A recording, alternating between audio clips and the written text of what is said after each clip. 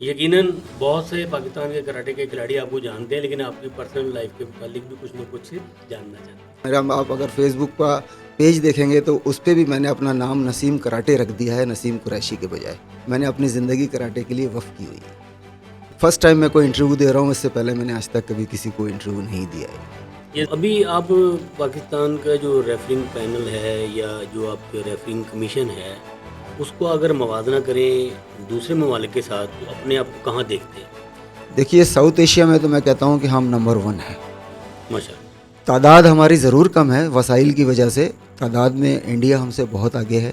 तो 76 में मुझे उन्होंने बॉक्सिंग में ज़बरदस्ती कान पकड़ के घुसेड़ा।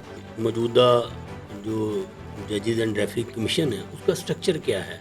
अल्लाह ताला ने मुझे मुंतखब किया था कि मैं कराटे में आकर रेफरी में पाकिस्तान के प्लेयरों की, खिलाड़ियों की, मैं तो कहूँगा डिपार्टमेंट्स की, सूबों की, सबके लिए मैं खिदमत करूँ, और मैंने बड़ी मेहनत की। अस्सलाम वालेकुम नाज़रीन, मैं शिहान पॉडकास्ट में आपको खुशामदीद कहते हुए बताना चाहूँगा कि आज हमारे प्रोग्राम में जो शख्सियत तशरीफ़ फरमा हैं, वो किसी तारुफ की मोहताज नहीं।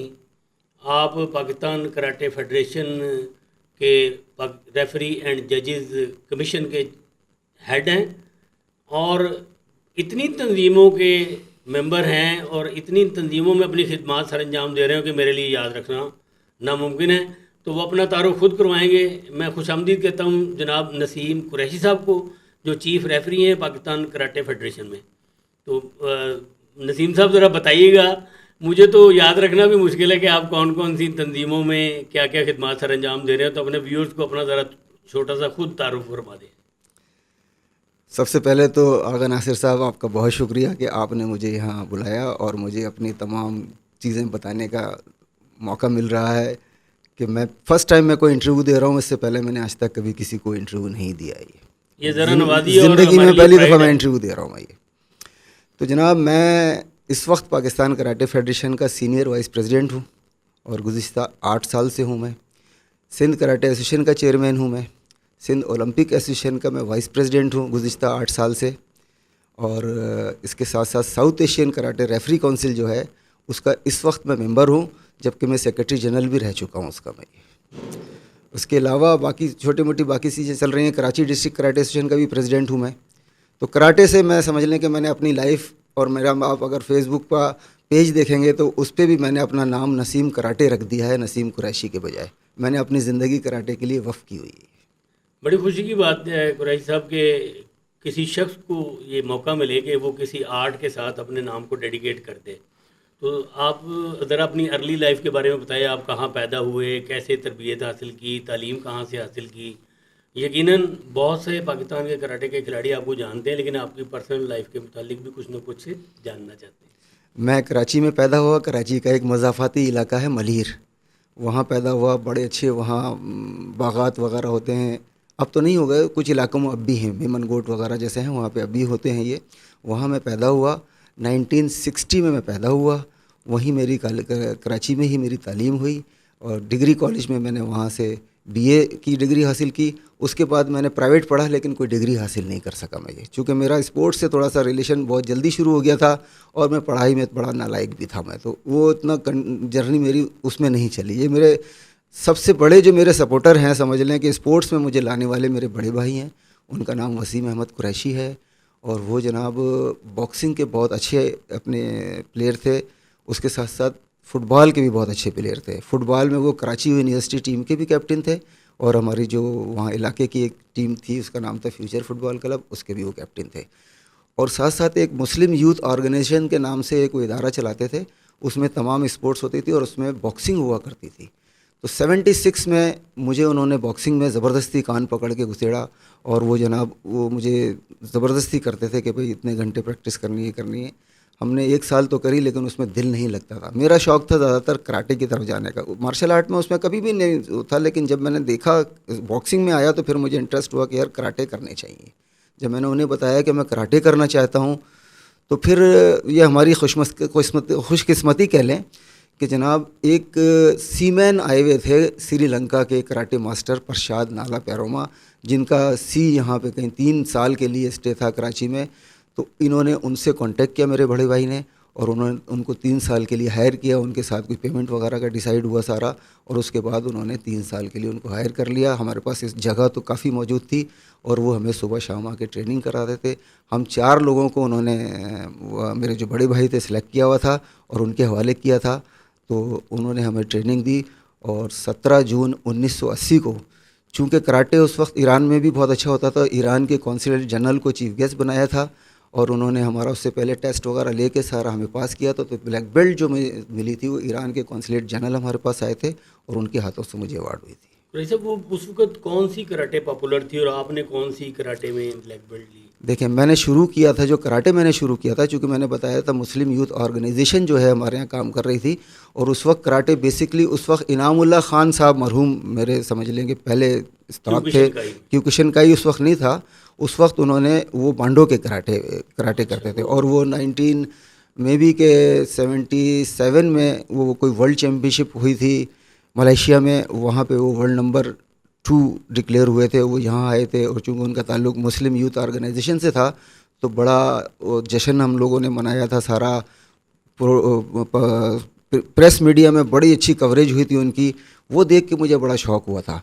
उनका हेडक्वार्टर गिजरी में होता था, फिर मैं गिजरी में जाके मैंने ट्रेनिंग की। उसके साथ साथ यहाँ पर जो है सैयद शकील अहमद जो PIA में कराटे के इंस्ट्रक्टर थे, वो फिर हमारे यहाँ जो हमने कराटे की ब्रांच खोली बड़े भाई ने मेरे, वो वहाँ इंस्ट्रक्टर थे, और बाकायदा फिर हमारी कराटे की क्लासें शुरू हुई। तो शुरू जो हुआ था वो बांडो हुआ था। इनाम साहब उस वक्त भी बांडो के प्लेयर थे, और वो ब्राउन बेल्ट थे। फिर उन्होंने जब वो सिंगापुर गए थे, तो सिंगापुर में जाके उन्होंने क्यूकुशन की ट्रेनिंग ली थी, और क्यूकुशन से जब वो सीख के यहाँ आए और उन्होंने क्यूकुशन जब स्टार्ट किया, उस वक्त हमें शोतुकान के ये जो प्रसाद नाला पेरोमा साहब थे, ये हमसे हमारा इनसे कांटेक्ट हो गया था। और फिर मैं क्यूकुशन में एक दिन भी मैंने नहीं सीखा, मैंने बांडो में उनसे येलो बेल्ट तक मैंने किया था। उसके बाद से फिर हमने शोतुकान शुरू कर दी। अच्छा, मैंने जब अपनी अर्ली लाइफ में देखा कुरैशी साहब, तो कराची में कराटे का काफ़ी स्कोप हुआ करता था। बहुत बहुत बड़ी क्लासेस हमने वहाँ देखी, इनामुल्लाह साहब की तरफ भी, अशरफ ताई साहब की तरफ भी, और उस वक्त गालबन इनामुल्लाह साहब और अशरफ ताई साहब इकट्ठे भी हुआ करते थे, उनमें आपस में रफाकत भी थी। तो आप भी किसी इसी तरह के क्लब में ट्रेनिंग करते रहे क्या? तादाद होती थी काफ़ी प्लेयर्स की? नहीं, देखिए हमारे पास तादाद तो, चूँकि हमारा नया नया क्लब था, तो क्लबों की जो तादाद होती है, ये तो जो बहुत बड़े नाम थे, अशरफ ताई साहब तो पाकिस्तान में कराटे के फाउंडर हैं, मैं भी उनको मानता था।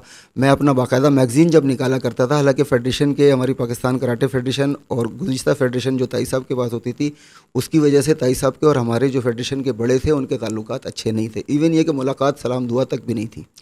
लेकिन मैंने मैगज़ीन निकालना शुरू किया, तो फेडरेशन ने मुझे इतना अच्छा नहीं लिया। मैं प्रोग्राम में ताई साहब का एक पेज ज़रूर लगाता था, उनका पैगाम दिलवाता था। मैं उनको फाउंडर मानता था, आज भी मानता हूँ पाकिस्तान में कराटे का फाउंडर। उनकी वजह से ही जो जितना भी कराटे हो रहा है वो हो रहा है। क्लबों में तादाद उस वक्त इतनी नहीं होती थी, सिर्फ ताई साहब के पास होती थी, और वो भी हमने कई बरस तक, मैं गया नहीं, मैंने देखा नहीं, मैंने सुनता था कि वहाँ एशिया की सबसे बड़ी तादाद कराटे कर रही होती। इवन ये कि जापान से भी ज़्यादा किसी भी क्लब में इतने तादाद में प्लेयर नहीं होते थे। हाँ, ये मैंने सुना था, कंफर्म नहीं है। के पास हाँ बिल्कुल, हाँ बड़ी तादाद हुआ करती थी। तो इसमें मैंने जितने भी लोगों को देखा, उन्होंने कराटे इंस्पायर की ब्रूस ली की फिल्मों से, और किसी ने कोई और फिल्म देखी। आपके पीछे कराटे का जो शौक़ पैदा हुआ, उसकी बेसिक इंट्यूशन क्या थी? देखिए, मैं ये, मुझे कोई शौक़ ब्रूस ली की फ़िल्मों को देख के नहीं हुआ, और मैंने बहुत सारी देखी भी नहीं है। 2-3 जो उसकी मशहूर थी वो ज़रूर देखी हैं, लेकिन उससे मुझे कराटे का शौक़ पैदा नहीं हुआ। कराटे में मुझे धक्का मेरे बड़े भाई ने दिया, जैसे मैंने बताया। अच्छा, आप इत्तफाकन आ गए? इत्तफाकन बड़े भाई वो चाहते थे कि जी मैं इनको बनाऊँ, और वो सिर्फ कराटे प्लेयर भी नहीं बनाना चाहते, क्योंकि हमारे यहाँ जो है वो कराटे कंपटीशन इतने नहीं होते थे, क्योंकि फेडरेशन अशरफ ताई साहब के पास थी, हम शोतुकान करते थे, और हमारे उनके साथ ताल्लुकात बिल्कुल भी अच्छे नहीं थे वो। तो जनाब, मेरे बड़े भाई चाहते थे कि कराटे सीख के ब्लैक बेल्ट होकर मैं रेफरीशिप की तरफ आऊँ। ये तो मैं आपको बताऊं कि मुझे सन सही से याद नहीं आ रहा है कि 1985 में पाकिस्तान में नवीद महमूद साहब ने पहला रेफरी कोर्स करवाया गार्डन टाउन में, लाहौर में। जो मेरे बड़े भाई को जब पता लगा कि जनाब ऐसे ऐसे कोर्स हो रहा है, मेरे बड़े भाई बड़ा कोशिश में लगे रहते थे कि किसी तरह से पाकिस्तान लेवल पे इनको इंटर कराया जाए। जब उनको ये पता लगा कि यार ऐसे ऐसे नवीद साहब के साथ हो रहा है, तो उन्होंने अप्लाई किया कि जनाब हम भी, मेरा भाई भी है, वो करना चाहता है। तो कराची से 2 लोगों ने उसमें अपनी एंट्रियां कराई थी, एक मैं था और ये जो मेरे एक उस्ताद थे सैयद शकील अहमद, वो किसी वजह से उनके साथ कोई हो गया था, वो नहीं जा सके उस कोर्स में। मैं गया वहाँ पे, बड़े बड़े जो कराटे के नाम थे जिसमें अरशद जान है, चौधरी जाहिद हुसैन हैं और ऐसे बड़े नाम थे। चौधरी जाहिद हुसैन मुझे यूँ याद है कि वो मेरे स्पारिंग पार्टनर होते थे, जो कंपेनियन थे आपके। कोर्स में जो मेरे साथ स्पारिंग पार्टनर होते थे, जो कुछ थे करते थे, हमारा उन्होंने पेयर मेरा जाहिद हुसैन के साथ बनाया हुआ था। अरशद जान भी थे। तो उस वक्त तो नवीद साहब के क्लब में, जहाँ तक मैं जानता हूँ, शमीम हाशमी साहब भी शमीम और हाशमी साहब तो, जहांगीर साहब भी उस क्लब की जान हुआ करते थे, ये दोनों हजरात। हाँ, लेकिन मैं इन लोगों को उतना नहीं फेमस था ना कि ये लोग के जनाब किस लेवल के हैं, चूँकि मैं नया नया गया था वहाँ पर। और मैं जब जाके देखा, अरशद जान मुझे शायद थोड़े से याद थे, तो मैं जब गया हूँ तो उनके साथ मेरा पेयर बना। और फिर बाकायदा जब रेलवे उसमें एग्ज़ाम हुआ तो मैंने जज भी का मैंने वहाँ एग्ज़ाम पास किया था। और वो फिलेटीज़ होटल हुआ करता था, वहाँ सर्टिफिकेट और मेरे ख्याल डिस्ट्रीब्यूशन में हुई उस थी। वक्त वूको के रूल हुआ वूको करते थे, वर्ल्ड यूनियन ऑफ कराटे जी, वूको ऑर्गेनाइजेशन। रूल होते थे सारे वो। और उसमें ही हमने किया था कराटे। जो मैंने इफ्तिदा रेफरीशिप की मैंने की है वो नवीद साहब से की है, और नवीद साहब ने मुझे बड़ा सिखाया, बड़ा रिगार्ड दिया। अब आगे चल के अगर आप मुझे पूछेंगे कि रेफरीशिप का कैसे आपका स्टार्ट हुआ, तो मैं फिर इसका नवीद साहब का जिक्र एक दफ़ा और आएगा अभी। अच्छा, तो ये क्या फीलिंग थी कि आपने एक कोच बनने की बजाय और एक खिलाड़ी या कंटेस्टेंट प्लेयर बनने की बजाय आपने तरजीह दी कि रेफरी बना जाए? क्योंकि मैं जहाँ तक जानता हूँ, लोग मार्शल आर्ट या कराटे में आते हैं, कोई सेल्फ डिफेंस के लिए आता है, कोई ब्रूस ली की फिल्मों से इंस्पायर होकर आता है, लेकिन जो भी आता है या तो वो एक वॉरियर बनने के लिए आता है, सेल्फ डिफेंस में सेल्फ सफिशिएंट होने के लिए आता है, या वो प्लेयर बनने के लिए आता है। ये तो बड़ी अजीब सी बात थी उस दौर में, जिस दौर में अभी पूरी तरह कराटे भी पाकिस्तान में पॉपुलर नहीं हुई थी, कि एक बंदा as a referee career choose कर रहा है। बड़ी इसके बारे में ज़रा रोशनी डालें। देखिए, मैं इसको ये कहूँगा कि जैसे आपने अभी अल्फाज इस्तेमाल किए कि एक बंदा एज ए रेफरी चूज़ कर रहा है कैरियर को, मैं कहूँगा शायद अल्लाह ताला ने मुझे मुंतखब किया था कि मैं कराटे में आकर रेफरी में पाकिस्तान के प्लेयरों की, खिलाड़ियों की, मैं तो कहूँगा डिपार्टमेंट्स की, सूबों की, सबके लिए मैं खिदमत करूँ। और मैंने बड़ी मेहनत की है। तो अगर मैं ये कहूँ कि ये थीम क्या है, क्यों रेफरिंग को आपने तरजीह दी और ये क्यों इम्पोर्टेंट है? देखें, अब थीम तो इस वक्त कोई भी नहीं थी। वो मैंने बताया ना कि जैसे बड़े भाई ने मुझे धक्का दिया था, और जब उन्होंने धक्का दिया तो फिर मैं बिल्कुल अपने तनो मन से मैंने उसको मंजूर किया और फिर मैं लग गया। जैसे मैंने आपको बताया कि पहला कोर्स हो रहा था, मैंने उसकी बड़ी तैयारी की, मैं गया वहाँ जाके मैंने पास किया। जब मैंने पास किया और उस दौरान में नवीद साहब ने भी मुझे अच्छी तरीके से देखा, पहला हमारा उनका इंट्रोडक्शन था, और उसके बाद से फिर मैं, वो भी मुझे सपोर्ट करते रहे और मैं फिर आगे बढ़ता चला अच्छा गया। कुरैशी साहब, ये वो दौर था जब कराटे फेमस हो रही थी, लेकिन गलियों में, पार्क्स में, मैदानों में, हत्ता कि स्कूलों और कॉलेजेस में भी कराटे बहुत शिद्दत से साथ सीखी और सिखाई जा रही थी। तो उस सारे प्रोसेस में कभी आपको ख्याल नहीं आया कि मैं इस खिलाड़ी की तरह एक ज़बरदस्त किस्म का प्लेयर बन जाऊँ? नहीं, देखें, उस ज़माने में खिलाड़ी कराटे के कोई इतने फेमस भी नहीं हुआ करते थे। कराटे के खिलाड़ी सारे फेमस जो हुए हैं वो सारे जब ये पाकिस्तान कराटे फेडरेशन के सही से कंपटीशन शुरू होने लगे, जो अशरफ ताई साहब के पास फेडरेशन थी, वो चूँकि सिर्फ बांडों की हद तक महदूद थी, इस वजह से कराटे इतना फ़रोग नहीं पाया था। मैं बहुत माजरत के साथ कह रहा हूँ कि वो बांडों को दुनिया में रिकग्नाइज़ नहीं किया जाता। ये वो एक बर्मा का स्टाइल है, वो सिर्फ समझ लें कि बर्मा पाकिस्तान वगैरह में हुआ करता है। जब फेडरेशन नवीद साहब के पास आई है, उसके बाद से कराटे ने ग्रो करना शुरू किया है। फिर मुख्तलिफ़ इदारों ने कराटे शुरू किया, वापडा ने शुरू किया। मेरा ख्याल है, ये मुझे कंफर्म नहीं है कि पहले हो रहा था नहीं हो रहा था, लेकिन हो रहा होगा, ज़ाहिर है, जब फेडरेशन चल रही थी। तो उसके बाद से सारा कराटे शुरू हुआ है, और उसके बाद जो खिलाड़ी आए हैं वो नवीद साहब के दौर के बाद फेमस होना शुरू हुए हैं। या अगर जो पांडव के अगर फेडरेशन के दौर में कोई खिलाड़ी होंगे तो मैं उन्हें इतना जानता नहीं। अच्छा सर, वो जो ये जो जिस दौर की आप बात कर रहे हैं, उस दौर में नवीद साहब ने जूडो कराटे बोर्ड बनाया बोर्ड था, बनाया हुआ था, उसमें भी आप फाल रहे? जी, मैं बिल्कुल फाल रहा। जूडो कराटे बोर्ड के साथ जो है ना, वो एक लाइव टूर्नामेंट भी पीटीवी ने किया था, बहुत अरसा किया, पूरे पाकिस्तान से लाइव ब्रॉडकास्ट होती थी उसकी वो। हर छुट्टी वाले दिन और वो लगा था। जो सिंध में जो कुछ होता था, शमीम हाशमी साहब के साथ ताउन करके मैंने भी उसमें बड़ा किरदार, अहम किरदार अदा किया था।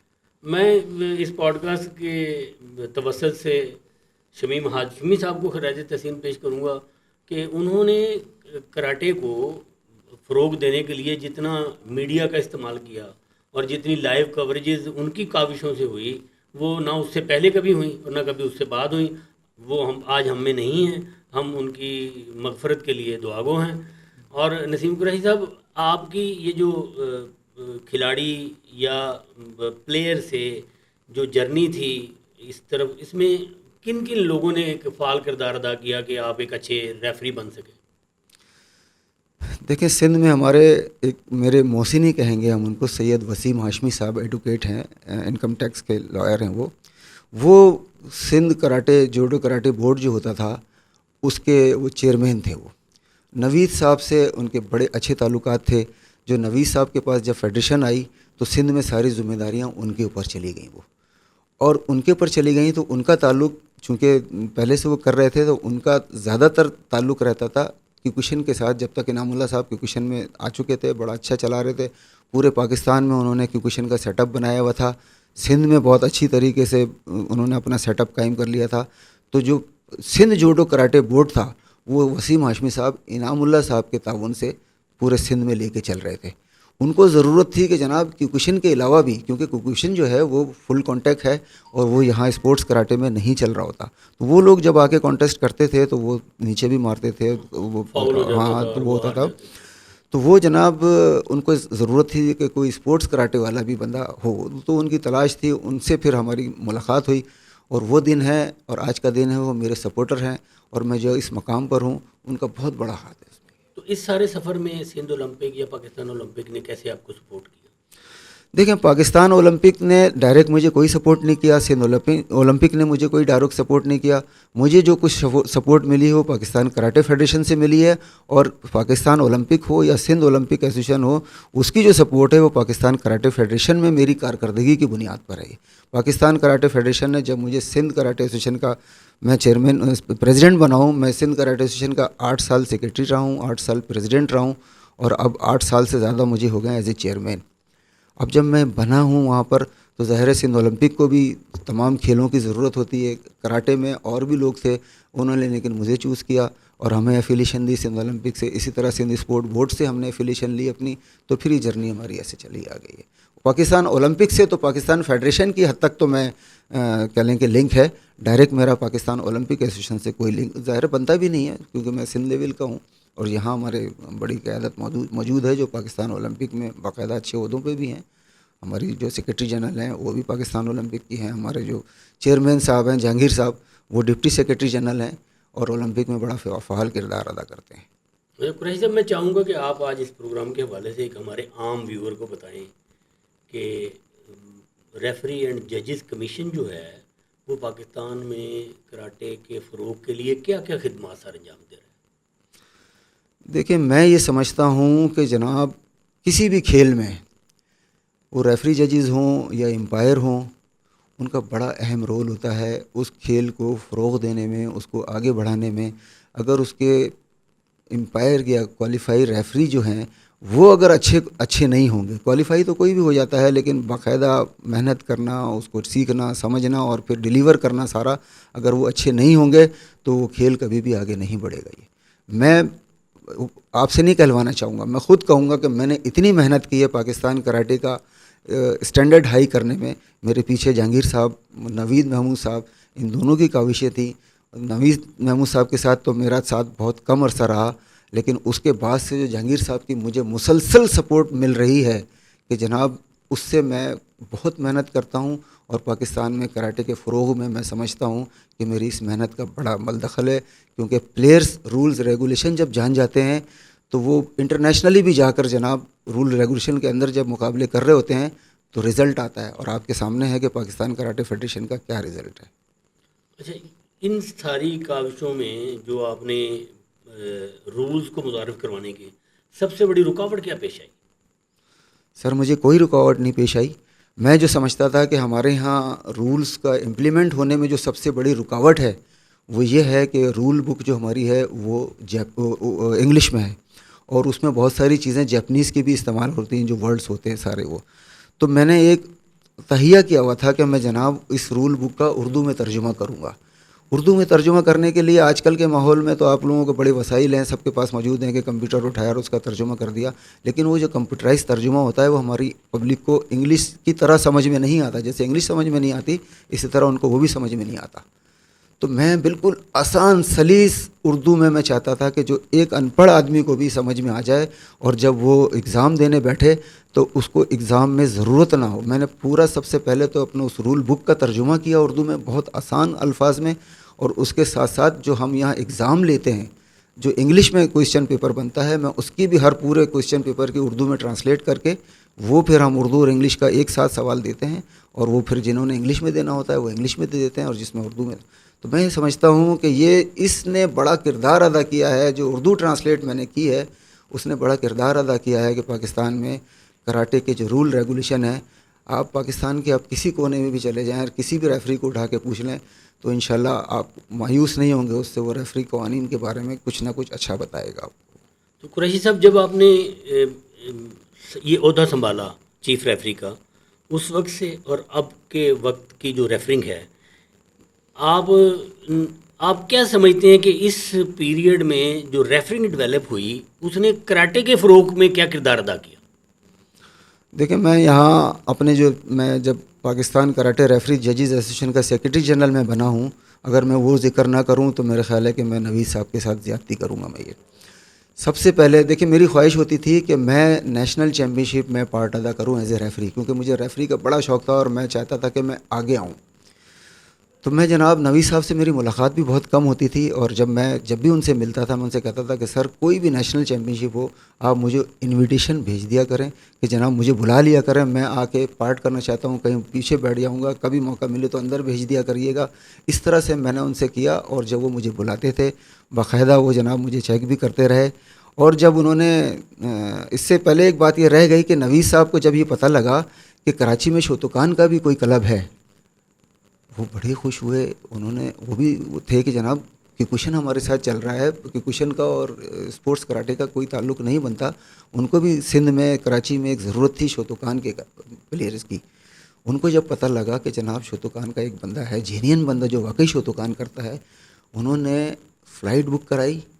2 दिन के लिए वो कराची आए। हालांकि कितने मसरूफ़ आदमी हैं वो आपको पता है, किसी को इतना वक्त नहीं देता। 2 दिन के लिए कराची आए, होटल मेट्रोपोल में ठहरे। उन्होंने हमें बुलाया, उन्होंने कहा हम आपका टेस्ट लेना चाहते हैं, हमें पता चला है कि आप शोतोकान करते हैं। हमने कहा, हम उस वक्त बिल्कुल फॉर्म में थे, सारा काता वाता सारे कुमिते सब, हम 3-4 जो लोग थे।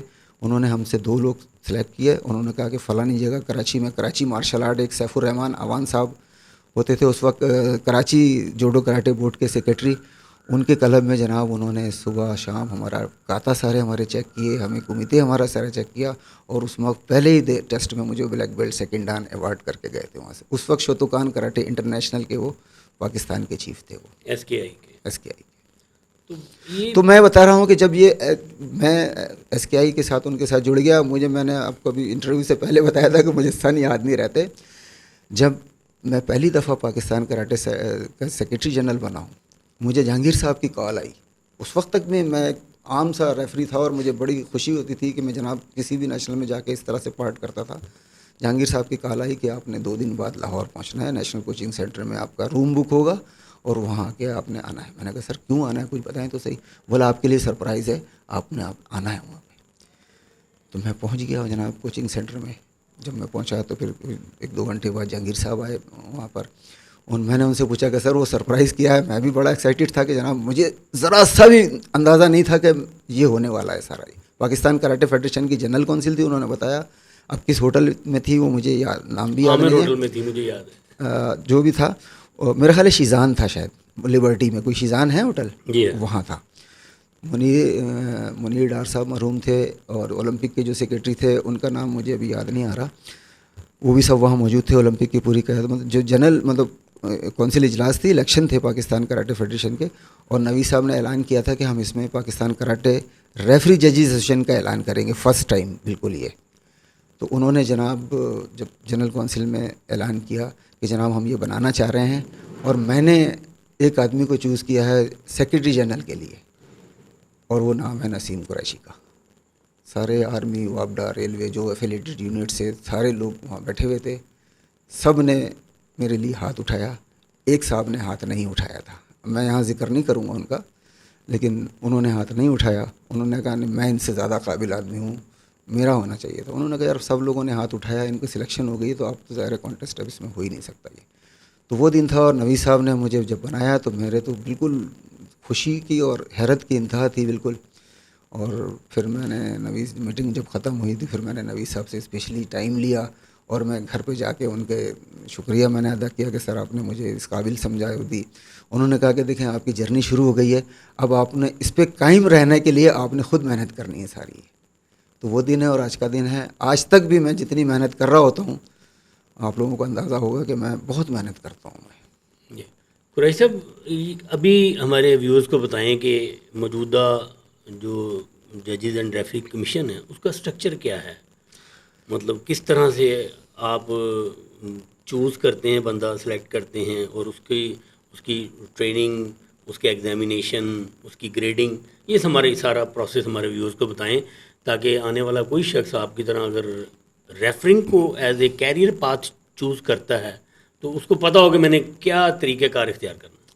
देखिए रेफरी कमीशन जो है, रेफरी कमीशन जहांगीर साहब ने वो बनाया है सारा, और उन्होंने जो हमारे सीनियर जो हमारे AKF से क्वालिफाइड रेफरी हैं उसमें उनको रखा हुआ है वो।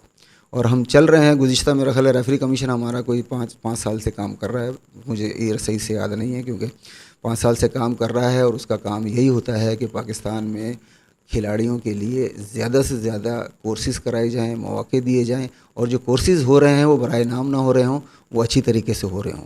तो ये रेफरी कमीशन का काम होता है कि पाकिस्तान में कराटे के फ़रोग़ के लिए काम करें। लेकिन मेरा सवाल वही है कि थोड़ी सी वजाहत फरमा दें कि मैं अगर एक आम प्लेयर हूँ, क्या मेरे लिए कराटे में बहुत ज़्यादा स्किल्ड होना ज़रूरी है, मेरी तालीम बहुत होना ज़रूरी है, या मतलब किस एलिजिबिलिटी क्या अहलियत क्या है कि मैं अगर रेफरी बनना चाहता हूँ मुझे क्या करना है? देखिए तालीम तो आप कराटे हो, स्पोर्ट्स कोई सा भी हो, तालीम की तो ज़रूरत से, अहमियत से इनकार नहीं कर सकते। तालीम तो हर जगह ज़रूरी है, हर चीज़ में ज़रूरी है। बाकी आपने अगर कराटे सेलेक्ट कर लिया है करने के लिए, तो एज ए खिलाड़ी तो जो आप करेंगे तो कराटे के खिलाड़ी के लिए तो जो मेहनत करनी है वो करनी है। कराटे के रेफरी में आने के लिए आप एक एज लिमिट हमने रखी हुई है कि कम से कम भी उसकी उम्र 25 साल होनी चाहिए मेल की, और फीमेल की 20 साल होनी चाहिए। वो आकर उसमें एज ए खिलाड़ी भी, जब तक वो खिलाड़ी है, बहुत सारे ऐसे खिलाड़ी भी हमारे हैं जो अभी भी खेल रहे हैं और उन्होंने रेफरी कोर्सेज़ भी किए हुए हैं, पास भी किए हुए हैं, और अगर वो समझेंगे, और उन्होंने कोचिज़ कोर्सेज़ भी पास किए हुए हैं। अब ये अपने ऊपर होता है कि जनाब वो कोचिज़ की फील्ड में जाना चाहता है, रेफरी की फील्ड में जाना चाहता है, तो कर रहे होते हैं। बेनिफिट कोई नहीं है एज ए रेफरी। आप देखेंगे कि जनाब आप कोई भी फाइनेंशियल बेनिफिट आपको नहीं मिलता, बल्कि आपके जेब से पैसे खर्च हो रहे होते हैं। चूँकि पाकिस्तान हमारा एक तरक्की याफ्ता मुल्क है, उसमें इतनी ज़्यादा वसाइल नहीं है, लेकिन फिर भी मैं कहता हूँ कि जो गवर्नमेंट ऑफ पाकिस्तान जितना भी सपोर्ट कर रही है, लोग उन बुराइयाँ कर रहे होते हैं कि गवर्नमेंट सपोर्ट नहीं करती। मैं कहता हूँ जितना भी कर रही है अपने वसाइल में रह के वो ठीक कर रही है। अच्छा, बुनियादी तौर पे कराटे में क्या ग्रेड होना चाहिए कि मैं रेफरी बन सकूं? देखिए हमने जो क्राइटेरिया रखा है कि कम से कम ब्लैक बेल्ट तो होना चाहिए, लेकिन अगर कोई ब्लैक बेल्ट तक नहीं पहुंचा है और उसकी ख्वाहिश है कि मैं जनाब करना चाहता हूं, या हमने ये भी मार्जिन रखा हुआ है जो हमने अपने रेफरी रूल्स बनाए हुए हैं रेफरी कमीशन ने, कि अगर कोई आदमी 25 साल की उम्र में खिलाड़ी नहीं पहुंचा है और अगर उससे पहले वो करना चाहता है कि मैं करना चाहता हूँ, कोर्स करना चाहता हूँ, तो हमने उसके लिए मार्जिन रखा हुआ है कि जनाब आप कोर्स कर सकते हैं, कोर्स में बैठें आप, उसके बाद आप एग्ज़ाम दें। अगर आपने पास कर लिया तो आपको जो हम एक रेफरी लाइसेंस देते हैं, रेफरी बैज देते हैं, रेफरी टाई देते हैं, वो आपको नहीं मिलेगी। एक आपको सिंपल सर्टिफिकेट मिलेगा कि आपने ये कोर्स पास कर लिया है। जब आप एलिजिबल हो जाएंगे एज वाइज, तो फिर आपको दोबारा टेस्ट लिया जाएगा और आपको फिर वो लाइसेंस और टाई और बैज अवार्ड किया जाएगा। तो ये हमने अपॉर्चुनिटी दी हुई है और इसमें काफ़ी लोग शिरकत भी करते हैं एलिजिबल एज वाइज ना होने के, फिर भी हम उनको मौका दे देते हैं। तो अभी आप पाकिस्तान का जो रेफरिंग पैनल है या जो आपके रेफरिंग कमीशन है, उसको अगर मवाजना करें दूसरे ममालिक के साथ, तो अपने आप को कहाँ देखते हैं? देखिए साउथ एशिया में तो मैं कहता हूँ कि हम नंबर 1 है माशाल्लाह। तादाद हमारी ज़रूर कम है वसाइल की वजह से, तादाद में इंडिया हमसे बहुत आगे है। इंडिया में हमारे पास मेरे से सीनियर भी बहुत सारे लोग हैं जो यकीनन नो डाउट के बहुत क्वालिफाई है, बहुत अच्छे हैं, लेकिन जो हमारी तादाद है और हम बहुत नौज़ायदा हैं कह लें कि इस फील्ड में, उसके हवाले से हम पाकिस्तान में अब अगर साउथ एशिया में श्रीलंका है, नेपाल है, इंडिया है, जो मेन कंपटीटर है हमारे फाइटिंग में भी और इसमें भी हमारा जो हम कोशिश कर रहे होते हैं, लेकिन तादाद हमारी बहुत कम है, लेकिन हमारा मेयार उनसे किसी भी लेवल में कम नहीं है। क्या ये ज़रूरी है कि जो अच्छा खिलाड़ी या अच्छा कोच हो वो अच्छा रेफरी होगा? देखिए, मैं तो इस बात पे राज़ी हूँ, मैं बल्कि कहता हूँ कि ये ज़रूरी है कि एक अच्छा खिलाड़ी होना चाहिए, एक अच्छा कोच भी होना चाहिए। कोच तो एक अलग फील्ड हो जाती है, लेकिन अगर अच्छा खिलाड़ी है तो मेरे हिसाब से वो बहुत अच्छा रेफरी बन सकता है, क्योंकि खिलाड़ी जो है वो सारी चीज़ों से गुजर के आया हुआ है, उसको पता है कि रेफरी किसी का भी कैरियर बना सकता है या ख़राब कर सकता है। अगर वो खिलाड़ी अच्छा रहा है तो उसको सारे इन चीज़ों का पता है कि अगर मैं किसी खिलाड़ी के साथ ज़्यादती करूँगा तो उसको ये पता है कि मुझे ज़्यादती नहीं करनी चाहिए, उसको सारी चीज़ों का ये पता होता है। अच्छा सर, रेफरिंग जो है, जैसे आपने कहा इसमें कोई बेनिफिट नहीं है, इसमें इल्ज़ामात भी बड़े लगते हैं, यानी सब तो खुश नहीं होते, एक ने हारना और एक ने जीतना है। तो जब गैर जानबदारी करने का मौका आता है तो ये बड़ा इम्तिहान होता है। तो आप कैसे इम्पार्शियलिटी को इंश्योर करते हैं बीइंग ए चीफ रेफरी? देखें, इतनी मुश्किल तरीन जिसे कह लें कि जॉब है ये, कि मेरे साथ ऐसा भी होता रहा है कि जनाब मेरे अपने क्लब के बच्चे या अपने सूबे के बच्चे जब खेल रहे होते हैं और मैं अगर कहीं वहाँ रेफरी बना हुआ हूँ, वो कहते हैं कि सर हमारे साथ बेईमानी हुई है। हमारे साथ भी तो हारने वाले ने तो कभी, बहुत कम, मैं कहता हूँ 1% ऐसे लोग होंगे जो एक्सेप्ट करते हैं कि हाँ हम सही हारे हैं, तस्लीम वरना नहीं वो सारा ब्लेम जो है ना वो रेफरी को दे रहे होते हैं। और बड़ा दिल गुर्दे का काम होता है। आगा साहब, आप तो माशाल्लाह आप भी नेशनल लेवल के हमारे रेफरी हैं, आपको पता है कि जनाब कितना लोग आपको डिसहार्ट कर रहे होते हैं, लेकिन एक आदमी अगर ये फैसला करके आया हुआ है कि नहीं यार मैंने ये सब के बावजूद भी इंसाफ डटे रहना है, इंसाफ तो हम कर ही रहे हैं, इंसाफ तो हम कर रहे हैं और हम पे इल्ज़ाम तो लगना ही लगना है। एज ए रेफरी लगना ही लगना होता है, वो जो हारा है उसने इल्ज़ाम लगाना। यानी मैं बता रहा हूँ कि अपना शागिर्द भी कहता है कि आपने मुझे पॉइंट नहीं दिया, तो इससे आप नहीं बर्रा हो सकते, बच नहीं सकते इससे आप। तो कभी इस तरह की ब्लेम गेम से कभी डिप्रेस हुए हैं कि यार छोड़ो परे ये कौन सा काम है? डिप्रेशन हुआ कभी नहीं, इससे? मैं आज भी हमारे जो रेफरी कमीशन के सेक्रेटरी साहब हैं सेंसी एजाजुल हक, बड़ा काम कर रहे हैं मेरे साथ मिल के पाकिस्तान में कराटे के मेयार को आगे बढ़ाने के लिए। आज भी मैं उनसे ये ज़िक्र कर रहा था कि जनाब देखें, हमें गालियाँ तक पड़ती हैं, जो लोग हार रहे होते हैं हमें पता लगता है कि फ़लाने ने आपके लिए गाली निकाली, हमारे निकाली, लेकिन कम से कम मैं अपनी हद तक ये कह देता हूँ कि जनाब मैं कराटे के फ़रोग़ के लिए गालियाँ भी बर्दाश्त कर लेता हूँ। मैं, मुझे पता है कि हर हारने वाले ने देनी है और फिर मैं उसको माफ़ भी कर देता हूँ। ऐसा नहीं होता कि मैं सोचता हूँ कि नहीं यार अच्छा उसने मुझे गाली बकी है तो मैं कहीं ना कहीं इसका अपना बदला उससे निकालूंगा। अगर वो प्लेयर है, अगर वो कोच है, किसी डिपार्टमेंट का है, तो मैं कभी, मेरी ये अल्लाह ताला की तरफ से मेरी ये देन है कि मैं कभी इंतकाम लेने के पे उसमें नहीं जाता। मैं चाहूँ तो करना चाहूँ तो कहीं किसी लेवल पे कर सकता हूँ समय एज ए रेफरी। अच्छा सर, ज़रा बताएं कि मुल्क से बाहर कहाँ जाने का मौका मिला पाकिस्तान की नुमाइंदगी के लिए? देखिए, मुल्क से बाहर मैं बहुत ज़्यादा तो नहीं गया, मैं गया हुआ हूँ और उसमें सारा क्रेडिट मैं सर जहांगीर को दूंगा कि मुझे हर दफ़ा वो सिलेक्ट करते रहे पाकिस्तान कराटे फेडरेशन की तरफ से।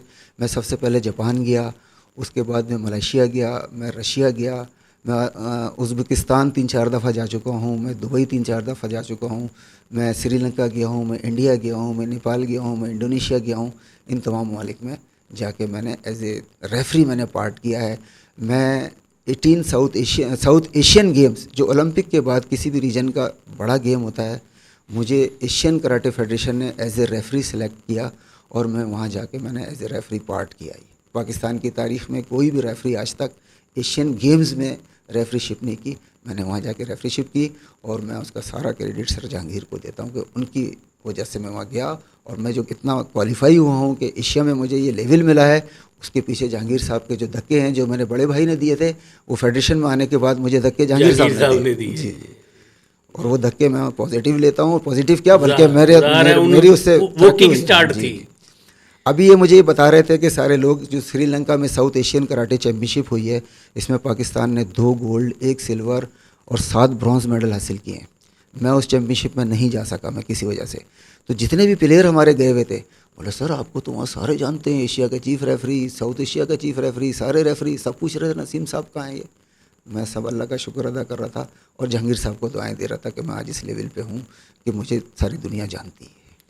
तो सर ये जो जो आपने बहैसियत रेफरी ये 3-4 दहाइयाँ खिदमत सर अंजाम दी, तो आप किन अशख़ास से मुतमईन हैं कि आपने ये नेक्स्ट लॉट अपनी तैयार कर दी है जो पाकिस्तान के मुस्तकबिल में एक अहम किरदार अदा करेंगी कराटे के डेवलपमेंट में, रेफरिंग की फील्ड में? देखिए, मैंने जैसे बताया कि हमारा रेफरी कमीशन काम कर रहा है और वो रेफरी कमीशन तो है जो है वो AKF जो हमारे एशियन कराटे फेडरेशन है उसके जो क्वालिफाइड रेफरी हैं वो उसके मेंबर हैं। तो हमारे साथ जो काम सबसे ज़्यादा काम मेरे बाद अगर कोई कर रहे होते हैं तो वो सेंसी एजाजुल हक, जैसे मैंने बताया कि सेक्रेटरी हैं रेफरी कमीशन के, उनकी ज़िम्मेदारी भी बहुत है और वो अपनी मसरूफियत में से वक्त निकाल के बहुत ज़्यादा वक्त देते हैं। और स्पेशली जब हमारे पास कोई कोर्स होता है, हम उस कोर्स के लिए काफ़ी रात में, चूँकि वो भी रात में फ़ारिग होते हैं, मैं भी रात में फ़ारिग होता हूँ, हम कोर्स कराने से पहले भी हम बैठ रहे होते हैं। हालांकि हमने वो चीज़ें हमें रिवाइज़ हो चुकी हैं सारी, हमें ज़बानी याद है सारी, लेकिन हम फिर भी बैठ के कर रहे होते हैं कि यार क्या करना है। फिर हम प्लानिंग करते हैं हमने कौन से क्वेश्चन रखने हैं, कैसे उसके जवाबात होंगे, क्या करना है, प्रैक्टिकल कैसे लेना है, ये सारा कर रहे होते हैं। और बाकी जो हमारे एशियन क्वालिफाइड होते हैं वो हमारे बाजू होते हैं, हमारे साथ दे रहे होते हैं। और मुझे उम्मीद है, अब मैंने ख़ुद भी जो है, मैं जब नेशनल कराटे चैम्पियनशिप्स होती हैं तो मैं ख़ुद भी इतना ज़्यादा अंदर नहीं जाता हूँ। मैं कोशिश करता हूँ कि यूथ हो। अभी हमारी यूथ कराटे चैम्पियनशिप जो first national youth all Pakistan हो रही है अभी जारी है। आज उसका पहला दिन था, दूसरा दिन था, 8 तारीख को शुरू हुई है, कल इंशाल्लाह क्लोजिंग सेरेमनी होगी। तो चूँकि यूथ हो रही है तो मैंने कहा कि भाई हम यूथ को मौका देंगे, जो हमारी यूथ है। तो मैं एक भी फ़ाइट में अंदर नहीं गया हूँ, हमने बाहर बैठ के अपने सारे रेफरीज़ को मौका दिया है और उन्होंने बहुत अच्छी तरीके से कराई है। और ये पाकिस्तान में पहली दफ़ा हुआ है कि जनाब 3 तातामी इस्तेमाल हुए हैं।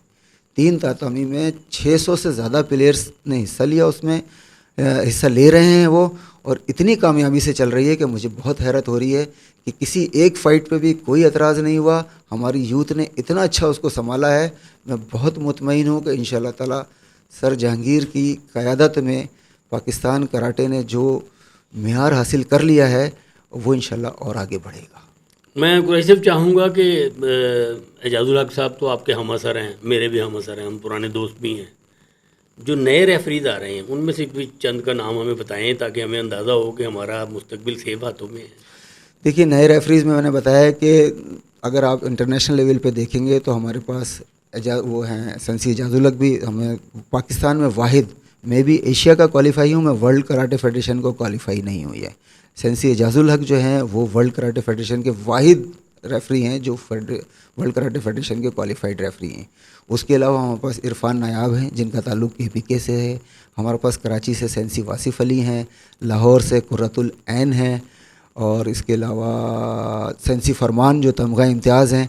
वो पहला जो बैच था जिसने पहले बैच में एशियन क्वालिफाई रेफरी में क्वालिफाई किया था, मैं था, एजाजुल हक थे, सेंसी खालिद नूर थे पेशावर से, और एक दो लोग थे जो फेल हो गए थे। कुरैशी साहब, ये जो 4 दहाइयों का सफ़र है आपका रेफरिंग का, तो आप क्या समझते हैं कि आपने इसमें क्या कमाया? कौन से खिलाड़ी पैदा किए, कौन से हीरो जो हैं वो आपने डेवलप किए? देखिए, मेरे हिसाब से आपका सवाल अधूरा है अगर आप इस तरह से करते कि आपने क्या कमाया और क्या गंवाया। कमाया तो सबके सामने है, लेकिन जो गंवाया है अगर वो ना, ये तो नहीं है कि मैंने गंवाया है, लेकिन मैं लेता हूँ कि जनाब उसको गंवाया है हमने। ये हमारे इतने अच्छे अच्छे प्लेयर्स थे, अगर वो सियासत की नज़र ना होते और वो चल रहे होते तो मैं यकीनन बहुत ज़िम्मेदारी से कह रहा हूँ कि पाकिस्तान में कराटे और ऊपर अच्छा जाता। और उनकी वजह से, चूँकि वो बड़े अच्छे प्लेयर्स थे, उनकी वजह, वो कोचेस भी थे, उनकी वजह से बहुत अच्छा जो है ना पाकिस्तान में और टैलेंट जो आता है, मौजूद है, वो निखर के आगे आ रहा होता। मैं चाहूँगा कि उनमें जो पुराने नाम हैं जो अब एज ए खिलाड़ी नहीं हैं, चंद नाम तो ऐसे हैं कि जिनको 2 नाम खालिद नूर का मैं नाम लूँगा, वो कोई सियासत की नज़र नहीं हुए, वो अभी तक साथ चल रहे हैं, हमारे पाकिस्तान कराटे फेडरेशन का मेंबर हैं। चूँकि मैं चाहता हूँ कि उनका भी जिक्र करूँ कि एज ए खिलाड़ी पाकिस्तान, गवर्नमेंट ऑफ पाकिस्तान ने उनको प्राइड ऑफ परफॉर्मेंस दिया, जहांगीर साहब के दौर में दिया। मैं उसका क्रेडिट जहांगीर साहब को भी दूंगा कि जनाब पाकिस्तान कराटे फेडरेशन का प्लेयर जो है वो नॉमिनेट हुआ प्राइड ऑफ परफॉर्मेंस के लिए। इसके साथ साथ तमगा इम्तियाज़ मिला सेंसी फरमान अहमद को, ये भी हमारे लिए बड़ा ऑनर था। और ये दोनों ना सिर्फ साउथ एशिया में बहुत अच्छे नंबरों पे पाकिस्तान के लिए मेडल्स लेके आए हुए हैं सारा ये। और ये इन्होंने रेफरी कमीशन में भी हमारे साथ बड़ा अच्छा किरदार अदा किया। उन्होंने KPK में किया, इन्होंने इस्लामाबाद और रावलपिंडी वगैरह में किया। तो ये दोनों तो उसमें हमारे रेफरी कमीशन के प्लेयर्स थे। उसके अलावा हमारी जो कोयटा की एक फ़ीमेल प्लेयर है, उसने तो हिस्ट्री कायम की है कि जनाब साउथ एशिया में किसी भी इंडिविजुअल गेम में किसी भी खिलाड़ी ने एशियन गेम्स में आज तक साउथ एशिया में कोई भी ब्रॉन्ज़ मेडल ही हासिल नहीं किया। हमारी प्लेयर्स ने ब्रॉन्ज़ मेडल उसमें हासिल किया और साथ साथ उसको गवर्नमेंट ऑफ पाकिस्तान ने प्राइड ऑफ परफॉर्मेंस का भी ऐलान किया। इसके साथ शाहिदा अब्बासी है, वो भी हमारी, उसका जहांगीर साहब ने उसको साउथ एशिया काता क्वीन का लक़ब दिया और वो उसको बिल्कुल डिज़र्व करती है। पूरे साउथ एशिया में लोग उसको समझ लें कि अपना फेवरेट मान रहे होते हैं और उसको देख के कर रहे होते थे। इतना अच्छा काता करती थी वो कि जनाब जो कुमिते वाले लोग भी थे उसका काता देखने के लिए आते थे। तो ये हमारी पाकिस्तान कराटे फेडरेशन की कह लें कि मैं कहूँगा कि ये सारी मेहनत जहांगीर साहब की थी। उन्होंने ऐसे खिलाड़ियों को चूज़ किया, मेरिट को तरजीह दी। किसी भी, चाहे वो रेफरी का इम्तिहान हो या रेफरी सिलेक्शन की बात हो, प्लेयर सिलेक्शन की बात हो, हमेशा उन्होंने मेरिट का ख्याल रखा है। और जब आप मेरिट पे सिलेक्शन करते हैं तो ही आपको आगे मेडल मिल रहे होते हैं एशियन लेवल पे या वर्ल्ड लेवल पे। सादी अब्बास का मैं जिक्र करना चाहूँगा कि सादी अब्बास ने पाकिस्तान में कराटे तो इतना जो बूस्ट हासिल किया है, ये जो सादी अब्बास की विक्ट्रीज़ हैं उसको देख देख के जो हमारे प्लेयरों ने मेहनत शुरू की है और वो चाहते थे कि जनाब हम भी सादी अब्बास जैसा बने। तो माशाल्लाह बहुत सारे खिलाड़ी ऐसे हैं कि जिन्होंने सादी अब्बास से इंस्पायर होकर मेहनत की और वो इंटरनेशनल मेडल हासिल किया। मैं तो सादी अब्बास को मैं बड़ा क्रेडिट दूंगा कि जनाब उसने एज ए प्लेयर और अब एज ए कोच वो इंशाल्लाह ताला पाकिस्तानी खिलाड़ियों को भी, जो मैंने उसके इंटरव्यू में भी एक सुना है कि उसकी ख्वाहिश है कि वो पाकिस्तानी खिलाड़ियों को एज ए कोच भी आके ट्रेनिंग दे। और मेरे हिसाब से अगर उसने ये किया तो ये पाकिस्तानी खिलाड़ियों के लिए बड़ी खुशकिस्मती होगी और पाकिस्तान कराटे के लिए बहुत अच्छा फ़ैसला होगा ये उसकी वजह से, चूँकि उसको बहुत अच्छा एक्सपीरियंस है इंटरनेशनल का, तो बहुत अच्छे खिलाड़ी हमारे आ सकते हैं। मैं और भी नाम लेना चाहता हूँ कि जो हमारे अच्छे खिलाड़ी थे, अच्छे रेफरी थे, जो किसी वजह से रह गए। मैं हुमायूं मुस्तफ़ा का नाम लूँगा। हुमायूं मुस्तफ़ा एक्सलेंट प्लेयर हुआ करता था, बहुत अच्छा रेफरी था, उसकी जजमेंट इतनी अच्छी थी। उसके साथ साथ हमारे साथ एक महमूदुल हसन जो पाकिस्तान पुलिस के भी काता प्लेयर हैं, इतना शानदार काता करते थे। मेरे ख्याल है कि शतूरियो और शोतुकान दोनों मिला के वो काता करते थे, उनको बड़ा उबूर हासिल था। और वो जब भी काता में उतरते थे तो मुखालिफों को पता होता था कि यार अब हमारी दाल नहीं गलने वाली है, वो विन करते थे। फैसलाबाद के महबूब आलम थे, काता में मेरे फेवरेट खिलाड़ियों में से वो एक थे।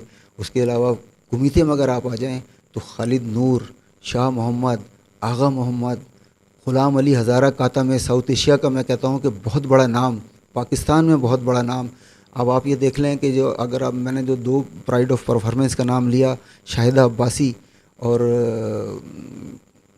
फरमान नहीं, फ़ीमेल जो दूसरी है अभी मैंने नाम लिया था कुलसूम हज़ारा भी, और उसके साल अभी जो प्राइड ऑफ परफॉर्मेंस हुई है, कुलसूम हज़ारा को प्राइड ऑफ परफॉर्मेंस नहीं मिला, लेकिन हाँ नरगिस, ये दोनों भी, और कुलसूम हज़ारा भी साउथ एशिया का एक बहुत बड़ा नाम है जिसने बड़े मेडल लिए हैं। कई साल साउथ एशिया में भी अनबीटन रही है, पाकिस्तान में तो मेरा ख्याल है 10-12 साल तक वो अनबीटन रही है। ये सब सेंसी ग़ुलाम अली हज़ारा के शागिर्द हैं। सेंसी ग़ुलाम अली हज़ारा का बड़ा कंट्रीब्यूशन है जनाब, उसने बहुत सारे डिपार्टमेंट्स के उसमें प्लेयर्स उनके जो शागिर्द हैं नुमाइंदगी कर रहे हैं और उनकी तरबियत से जो मेयार पाकिस्तान कराटे फेडरेशन का बढ़ा है, मैं उनको खराज तहसीन पेश करता हूँ।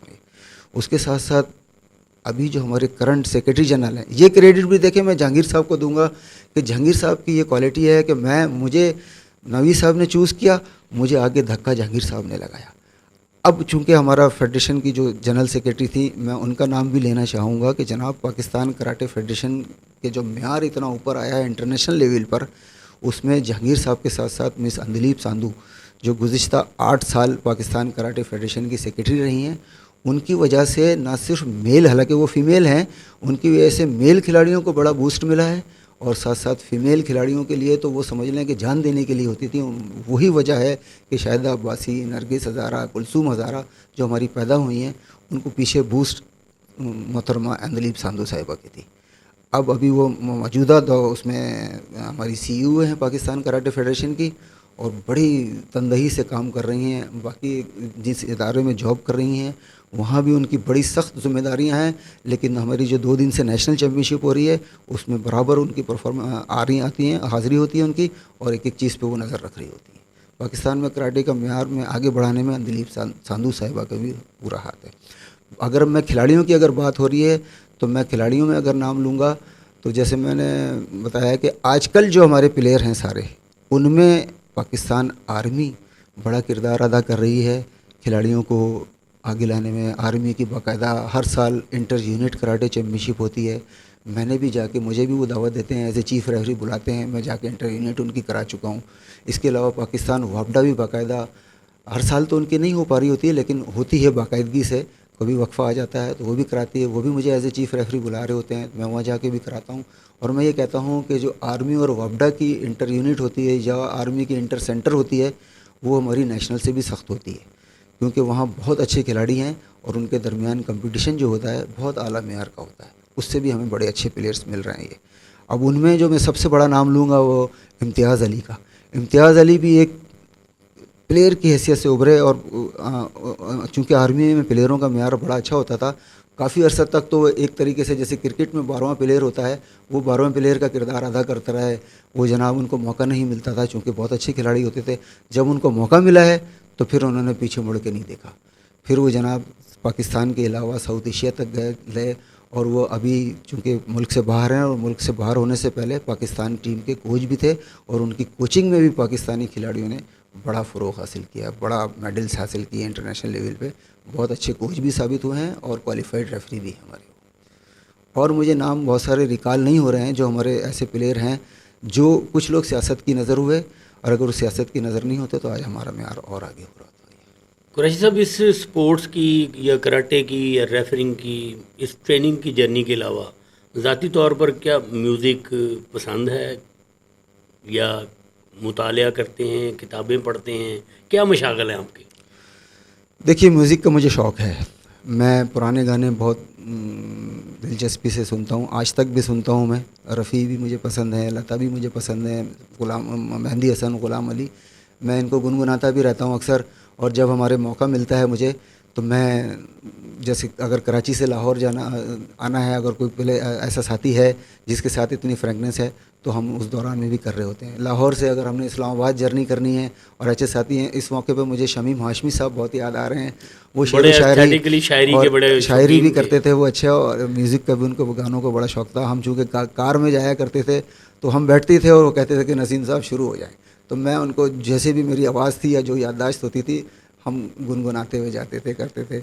और जहांगीर साहब चूँकि हमारे साथ होते थे तो वो उसको इतना, उनको चूँकि इतना वो नहीं था तो उनको इतना अच्छा नहीं लगता था, लेकिन चूँकि जहांगीर साहब और शमीम साहब के साथ इतनी दोस्ती थी आपस में कि शमीम साहब उनको चुप करा देते थे कि नहीं यार चलने दो उसको। सर, मैं शमीम साहब का तज़किरा करते हुए ना एक खुशगवार एहसास होता है कि शमीम साहब जब तक सेहतमंद रहे वो मुझे रोज़ाना एक शेर या एक नज़म भेजा करते थे, और जब मेरी शादी हुई तो वो जो अशार होते थे वो इतने रोमांटिक और इतने दिल फरेब हुआ करते थे कि मेरी बेगम को शक हो गया कि शायद कोई दूसरी खातून मुझे भेजती हैं।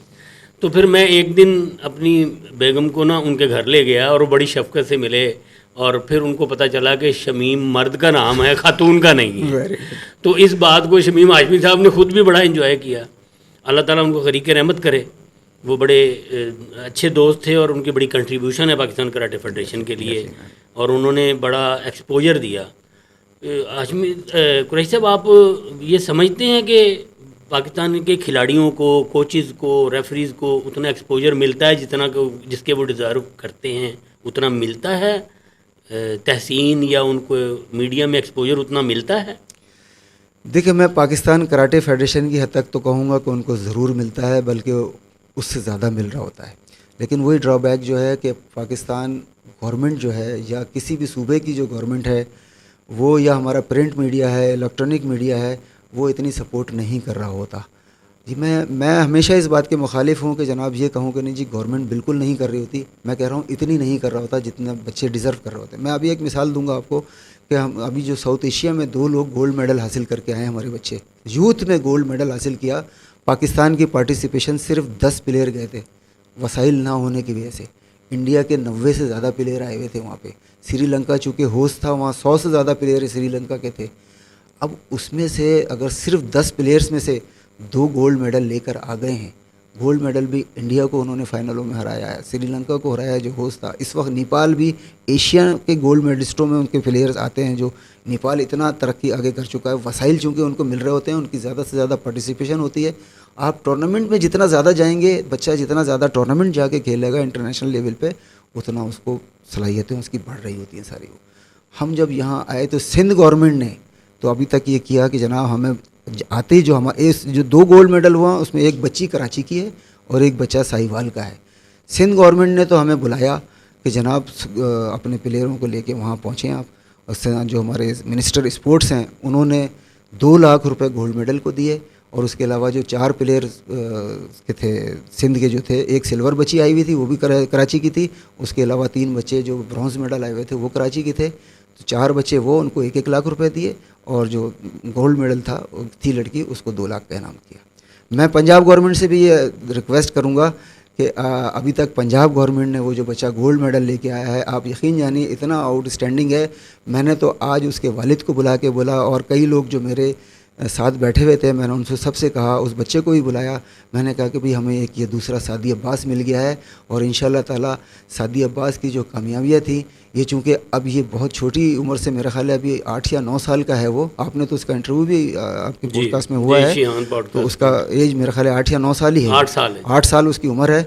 मैंने कहा कि बेटा, उसके वालिद को मैंने बोला कि इंशाल्लाह सादी अब्बास से, चूँकि बहुत पहले ये इंटर हुआ है, और इंशाल्लाह ताला ये कम से कम पाकिस्तान में तो अनबीटन रहेगा। मैंने उसके वालिद को भी बोला, और उसको भी बोला कि कोशिश आप ये करें कि ये साउथ एशिया का भी मेडल है, इसमें भी आपने हमेशा अनबीटन रहना है, गोल्ड पाकिस्तान के पास ही आना चाहिए। और उन्होंने वादा किया है कि हम जितनी मेहनत करके गए थे, अब उससे ज़्यादा मेहनत करेंगे इंशाल्लाह ताला। तो मैं वही बता रहा हूँ कि जनाब पाकिस्तान गवर्नमेंट हो, सिंध गवर्नमेंट हो, पंजाब गवर्नमेंट हो, आज जो हमारे इस यूथ था उसके चीफ गेस्ट थे director general Punjab sport board, वो एक ऐलान करके गए हैं कि जो बच्चा पंजाब का आया है, इसको पंजाब गवर्नमेंट की तरफ से इंशाल्लाह इनाम मिलेगा, हमारे मिलेगा। हाँ, बड़ी खुशी हुई है। और यकीनन ये जो ऐलान करके गए हैं वो होगा भी पूरा, और वो खिलाड़ियों के लिए बहुत अच्छा साबित होगा। ये खिलाड़ी बिल्कुल दिल से वो हो गए थे कि सिंध वालों ने तो दे दिया, लेकिन हमें पंजाब ने नहीं दिया, लेकिन आज मुझे खुशी हुई कि डीजी साहब ऐलान करके गए।